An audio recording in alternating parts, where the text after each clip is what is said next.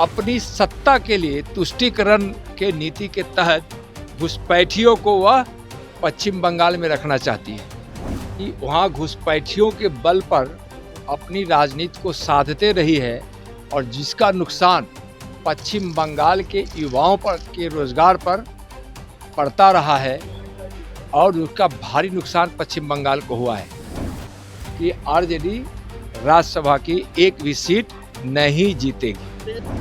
जितना पाप टीएमसी और ममता बनर्जी के द्वारा पश्चिम बंगाल में हुआ है कि वहाँ घुसपैठियों के बल पर अपनी राजनीति को साधते रही है और जिसका नुकसान पश्चिम बंगाल के युवाओं पर के रोजगार पर पड़ता रहा है और उसका भारी नुकसान पश्चिम बंगाल को हुआ है।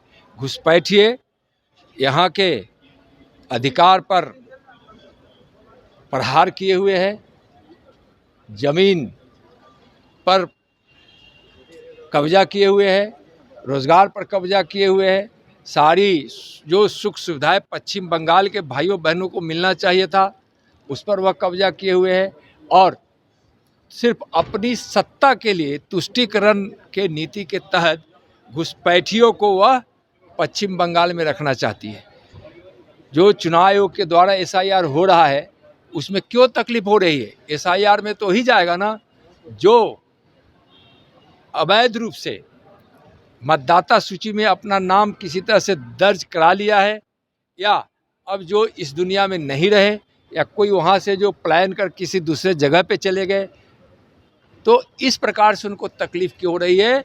जो एसआईआर हो रहा है वह पश्चिम बंगाल के हित में हो रहा है, देश के हित में हो रहा है। आरजेडी ने कल फैसला लिया है कि वो राज्यसभा चुनाव बिहार में लड़ेंगी। हालांकि उनके पास पूरा नंबर नहीं है लेकिन फिर भी वो कह रहे हैं कि नहीं, हमने मन बना लिया है, फैसला हो। अच्छा, उनका लड़ने का मन है तो कौन रोक सकता है?